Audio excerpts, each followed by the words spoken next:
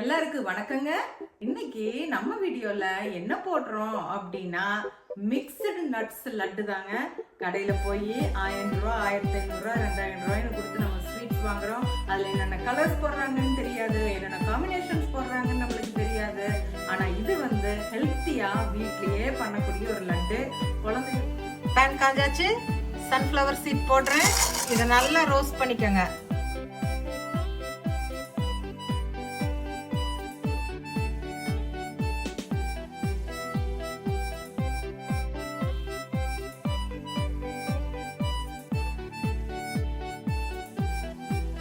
இது பனங்கல்கண்டு.